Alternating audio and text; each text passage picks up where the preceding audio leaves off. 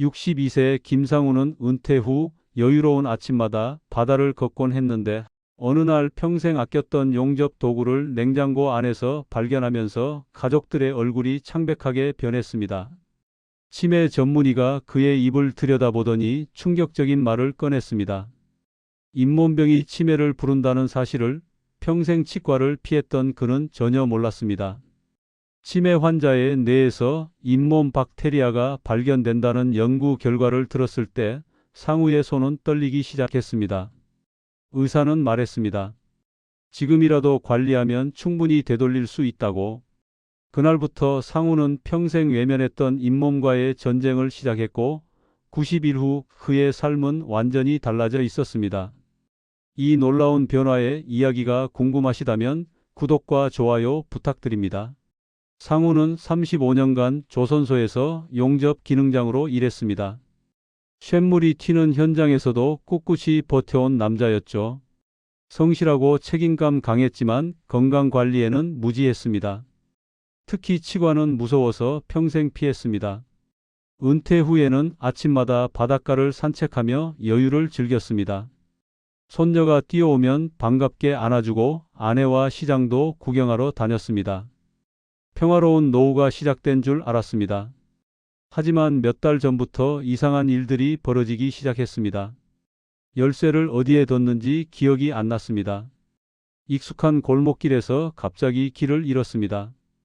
방금 먹은 아침 식사 메뉴가 떠오르지 않았습니다. 처음에는 나이 탓이려니 했습니다. 60을 넘으면 다들 그런 거라고 스스로를 위로했습니다. 아내 미정이 조심스럽게 말을 꺼냈습니다. 여보, 혹시 병원 한번 가봐야 하는 거 아니야? 상우는 화를 냈습니다. 내가 치매면 대한민국 절반은 치매겠다. 그저 나이 들면 다 그런 거라며 아내의 걱정을 무시했습니다. 하지만 그날이 오고 말았습니다. 어느 날 저녁 미정이 냉장고 문을 열었다가 비명을 질렀습니다. 여보, 이게 뭐야? 냉장고 채소칸에 상우가 가장 아끼던 용접 도구가 놓여 있었습니다. 토치와 망치 그리고 장갑까지. 상우는 멍하니 서 있었습니다. 자신이 왜 그걸 냉장고에 넣었는지 전혀 기억이 나지 않았습니다. 그 순간 온몸이 차갑게 식었습니다. 뭔가 심각하게 잘못되고 있다는 걸 느꼈습니다. 다음 날 아침 가족 회의가 열렸습니다. 아내와 딸이 심각한 표정으로 앉아 있었습니다. 딸이 말했습니다. 아버지, 병원 가야 해요. 더 이상 미룰 수 없어요. 상우는 고개를 떨구었습니다. 평생 건강하게 살아온 자신이 이런 상황에 놓일 줄은 몰랐습니다. 두려웠습니다. 하지만 더 이상 피할 수 없다는 것도 알았습니다. 신경과 전문의를 찾았습니다. 병원 대기실에 앉아 있는 동안 상우의 다리는 계속 떨렸습니다. 미정이 그의 손을 꼭 잡아주었습니다. 진료실에 들어가자 의사가 친절하게 맞아주었습니다. 여러 가지 검사를 시작했습니다. 기억력 테스트, 뇌 영상 촬영, 혈액 검사까지 받았습니다. 검사 도중 의사가 상우의 입을 들여다보더니 표정이 굳었습니다. 치아가 7개밖에 안 남으셨네요. 상우는 민망한 듯 대답했습니다. 예, 나이 들면 빠지는 거 아닙니까? 의사는 천천히 고개를 저었습니다. 문제는 치아가 아니라 잇몸입니다. 잇몸 염증이 상당히 진행된 상태예요. 의사가 꺼낸 다음 말은 상우를 충격에 빠뜨렸습니다. 치매 위험, 잇몸병이 만들 수 있습니다. 실제로 치매 환자의 90% 이상에서 잇몸 박테리아가 발견됩니다. 상우는 귀를 의심했습니다. 잇몸이 치매와 무슨 상관이 있단 말입니까? 의사는 자료를 꺼내 보여주었습니다. 치주염을 일으키는 박테리아가 혈관을 타고 뇌로 이동합니다. 뇌에 도착한 박테리아는 염증을 일으키고 신경세포를 손상시킵니다. 이것이 바로 치매의 원인 중 하나입니다. 의사는 계속 설명했습니다. 구강 건강이 나쁜 사람은 뇌 구조 손상 확률이 43%나 증가합니다. 치아가 하나 빠질 때마다 사망률이 2%씩 올라갑니다. 상우는 멍하니 의사를 바라보았습니다. 그럼 제 기억력이 떨어지는 것도 잇몸 때문이라는 말씀이십니까? 의사는 조심스럽게 답했습니다. 가능성이 매우 큽니다. 하지만 다행히 지금이라도 관리하면 충분히 돌려놓을 수 있습니다. 늦었다고 생각하지 마세요. 그 말이 상우에게는 희망처럼 들렸습니다. 아직 늦지 않았다니. 아직 손녀 얼굴을 계속 볼 수 있다니. 병원을 나서는 발걸음이 무거웠지만 동시에 결심이 섰습니다. 이제라도 제대로 관리해야겠다고 마음먹었습니다. 집으로 돌아오는 차 안에서 상우는 창밖을 바라보았습니다. 과거가 주마등처럼 지나갔습니다. 20대 때부터 잇몸이 자주 부었습니다. 양치할 때마다 피가 났습니다. 하지만 남자라면 이 정도는 참아야지 그렇게 생각했습니다. 치과는 무섭고 돈도 많이 든다고 생각했습니다. 그래서 계속 미뤘습니다. 30대에도 마찬가지였습니다. 잇몸이 빨갛게 부어오르고 통증이 있었지만 진통제로 버텼습니다. 조선소 일이 바빠서 병원 갈 시간이 없다고 스스로를 합리화했습니다. 주변 동료들도 비슷했습니다. 다들 치과는 나중에 가면 된다고 말했습니다. 40대가 되자 잇몸이 시리기 시작했습니다. 찬물을 마시면 찌릿한 통증이 올라왔습니다. 치아가 살짝 흔들리는 느낌도 들었습니다. 하지만 여전히 치과에 가지 않았습니다. 괜히 가면 돈만 깨진다고 생각했습니다. 그냥 부드러운 음식만 먹으면 되겠지 그렇게 넘겼습니다. 50대 중반부터는 치아가 하나둘 빠지기 시작했습니다. 처음 어금니가 빠졌을 때 충격이었습니다. 하지만 그것도 나이 들면 자연스러운 일이라고 생각했습니다. 의치를 해야 한다는 걸 알았지만 귀찮았습니다. 그렇게 60세가 되자 입안에는 치아가 7개만 남았습니다. 경조사나 모임에 가면 음식을 제대로 씹을 수가 없었습니다. 고기는 질겨서 못 먹었습니다. 야채도 딱딱해서 삼키기 힘들었습니다. 그저 죽이나 국물만 먹었습니다. 숟가락만 만지작거리며 민망한 시간을 보냈습니다. 사람들 눈치가 보였습니다. 하지만 여전히 치과에 가지 않았습니다. 그동안 상우는 몰랐습니다. 잇몸병이 치아만 망치는 게 아니라는 것을, 뇌까지 손상시킬 수 있다는 것을, 인생의 기억까지 앗아갈 수 있다는 것을, 평생 피했던 치과가 결국 치매로 이어질 수 있다는 사실을 알았더라면 진작에 치료를 받았을 텐데. 후회가 밀려왔습니다. 집에 도착한 상우는 곧장 화장실로 갔습니다. 거울 앞에 서서 입을 크게 벌렸습니다. 잇몸을 자세히 들여다보았습니다. 붉게 부어 있었습니다. 여기저기 검붉은 반점도 보였습니다. 칫솔을 살짝 대자 피가 스며 나왔습니다. 끔찍한 광경이었습니다. 내 입이 이렇게 망가져 있었구나. 충격이었습니다. 아내가 문을 두드렸습니다. 여보, 괜찮아? 상우는 한참 만에 대답했습니다. 괜찮아. 이제라도 바꿔야지. 안 그러면 손녀 얼굴도 못 알아보게 될 테니까. 목소리가 떨렸습니다. 아내는 문 밖에서 한숨을 쉬었습니다.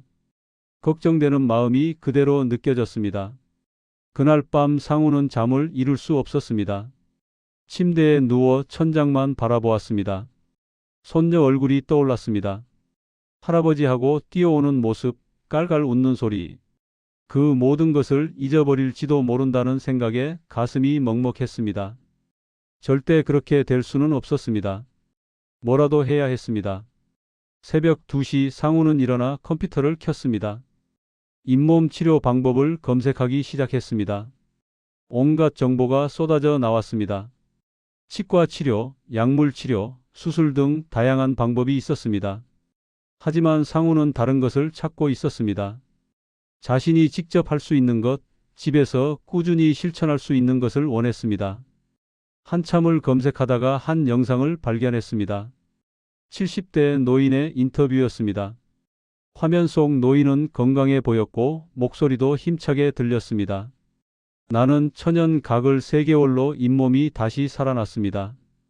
치과 치료도 받았지만 집에서 꾸준히 천연 치료를 병행했더니 효과가 놀라웠어요. 노인이 강조한 것은 바로 3가지 천연 음식이었습니다. 옥수수 속대, 당근, 사과. 상우는 놀랐습니다. 이렇게 흔한 것들이 잇몸 치료에 도움이 된다니. 영상을 몇 번이고 돌려봤습니다. 메모를 했습니다. 다음 날부터 바로 시작하기로 마음먹었습니다. 아침이 밝았습니다.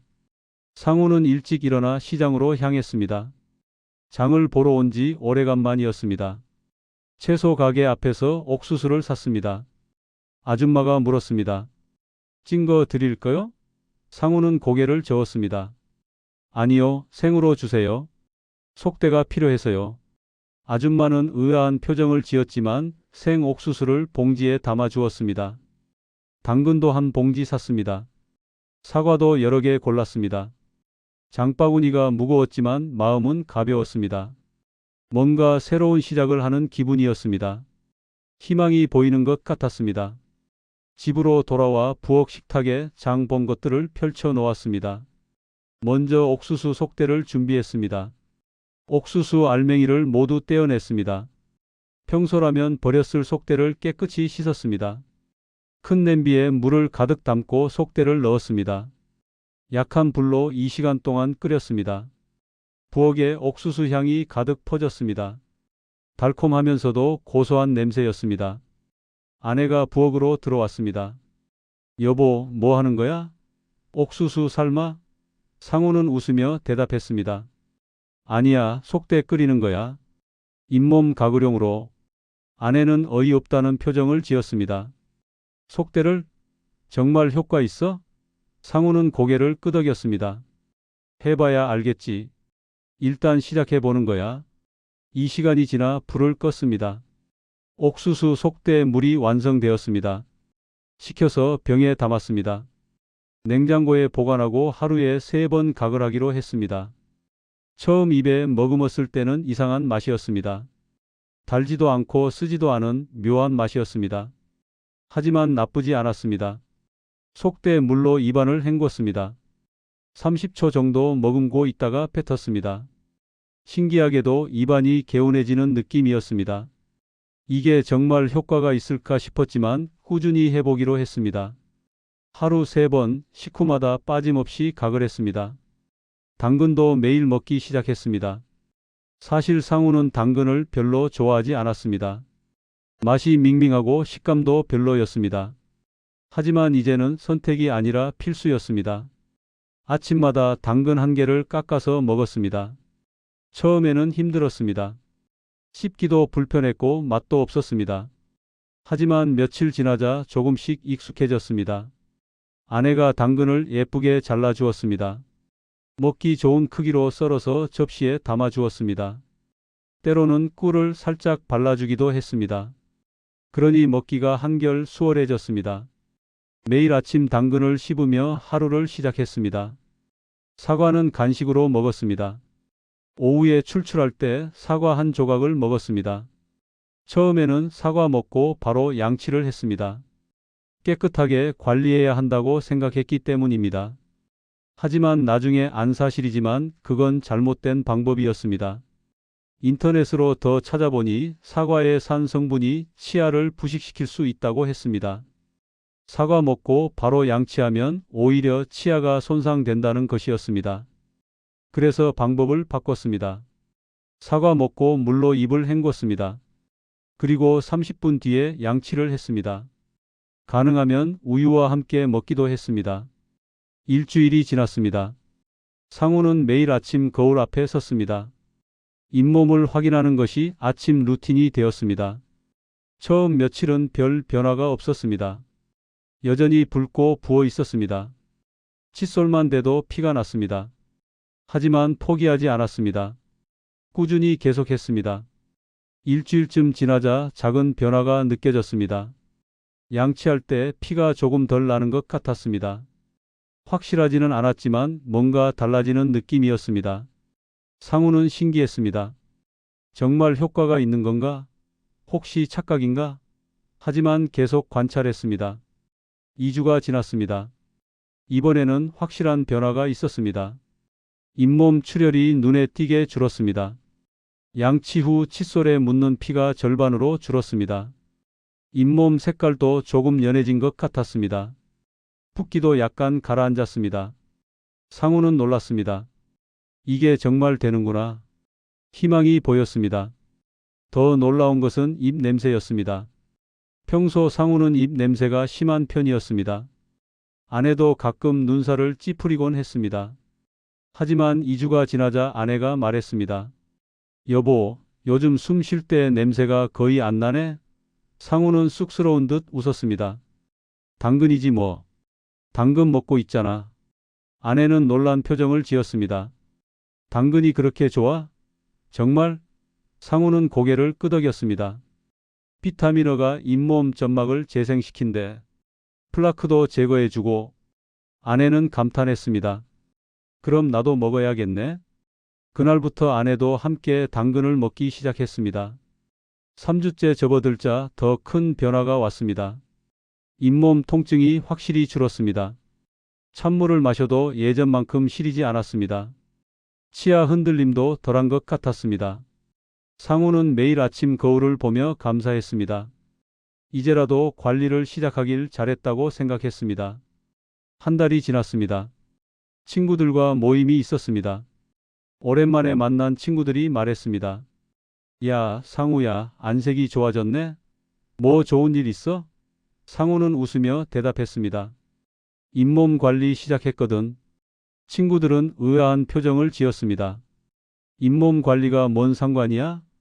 상우는 자신이 겪은 일을 이야기했습니다. 치매 검사 받으러 갔다가 잇몸병이 치매를 부른다는 사실을 알게 된 것. 그래서 천연 치료를 시작한 것. 옥수수 속대, 당근, 사과를 꾸준히 먹고 있다는 것. 친구들은 놀랐습니다.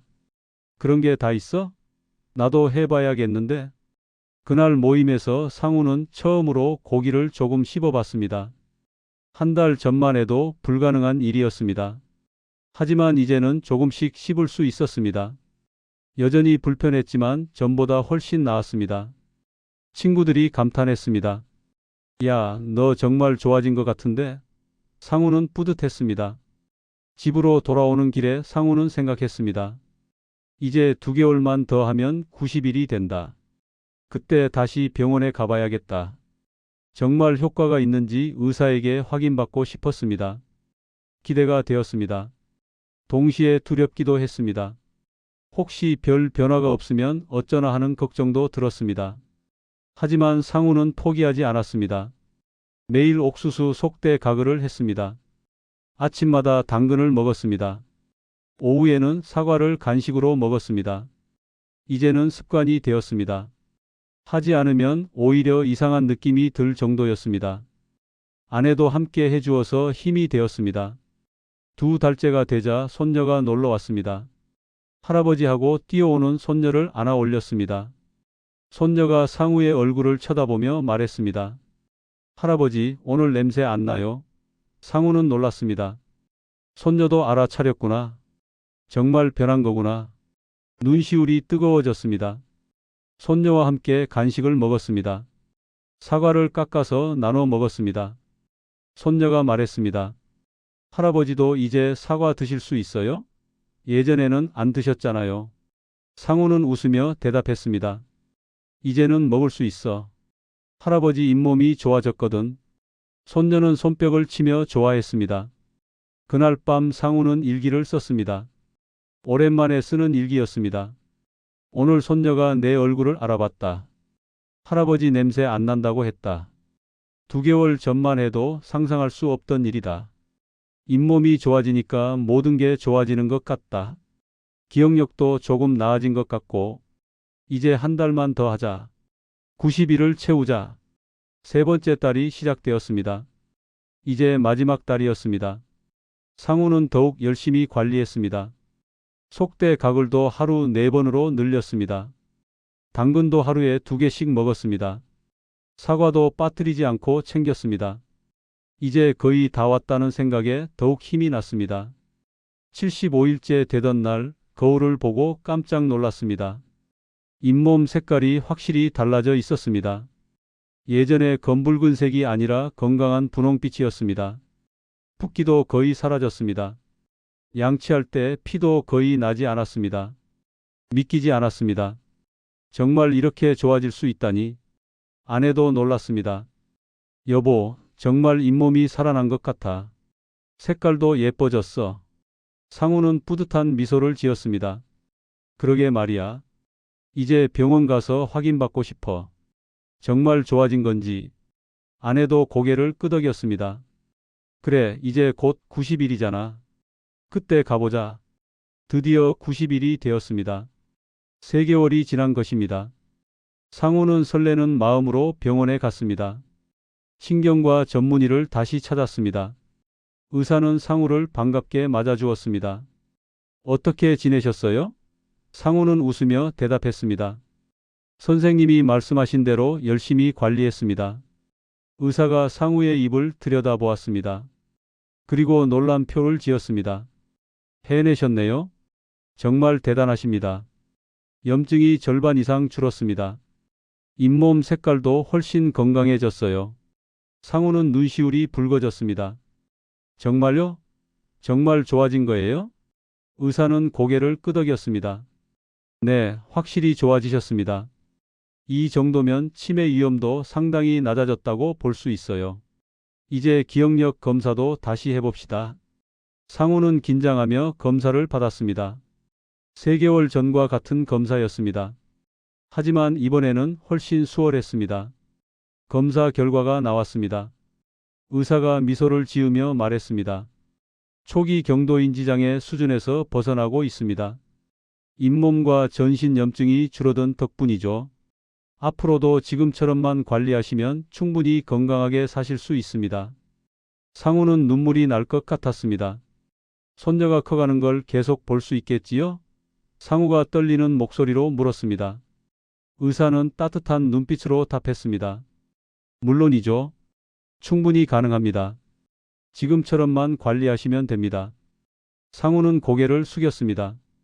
눈물이 뺨을 타고 흘렀습니다. 감사합니다. 정말 감사합니다. 병원을 나서는 발걸음이 가벼웠습니다. 아내가 상우의 손을 잡았습니다. 수고했어요, 여보.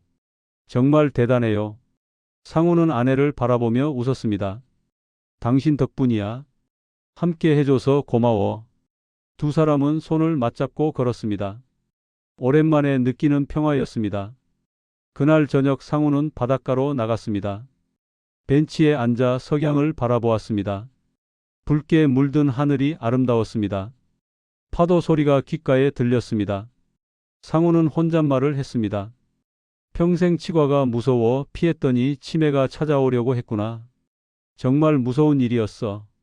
하지만 이제는 괜찮았습니다. 알게 되었으니까요. 잇몸이 얼마나 중요한지. 잇몸이 단순히 치아를 지탱하는 것이 아니라 뇌 건강과도 직결된다는 것을 평생 몰랐던 사실을 이제는 알았습니다.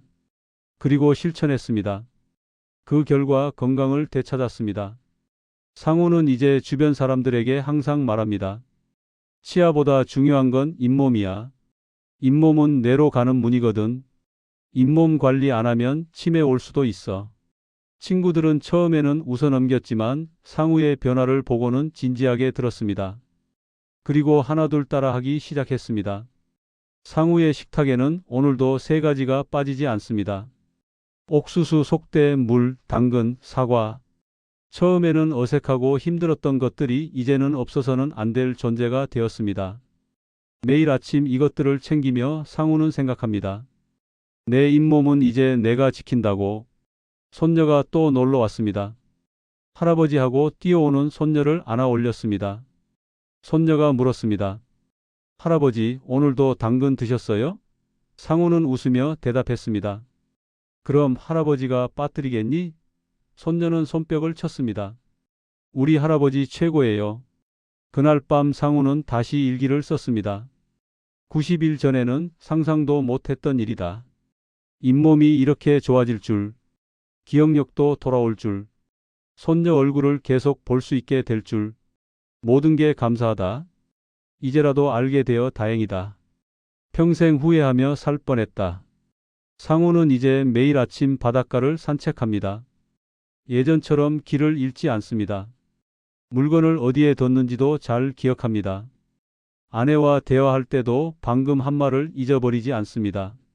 모든 것이 제자리를 찾아가고 있습니다. 잇몸 하나로 인생이 달라진 것입니다. 어느 날 상우는 예전 동료들을 만났습니다. 조선소에서 함께 일했던 친구들이었습니다. 한 친구가 말했습니다. 야, 상우야, 너 요즘 정말 달라졌다. 뭔가 젊어진 것 같아. 상우는 웃으며 자신의 이야기를 들려주었습니다. 잇몸병이 치매를 부른다는 것, 그래서 천연 치료를 시작했다는 것. 친구들은 진지하게 들었습니다. 그중 한 명이 말했습니다. 나도 요즘 기억력이 안 좋은데 나도 해봐야겠다. 상우는 고개를 끄덕였습니다. 그래, 지금이라도 시작하면 늦지 않아. 나처럼 말이야. 그날 모임은 잇몸 건강 이야기로 가득 찼습니다. 상우는 이제 자신의 경험을 많은 사람들과 나누고 싶어졌습니다. 같은 실수를 하는 사람이 없었으면 좋겠다는 생각이 들었습니다. 잇몸병을 방치하다가 치매까지 오는 사람이 없었으면 좋겠습니다. 그래서 동네 경로당에서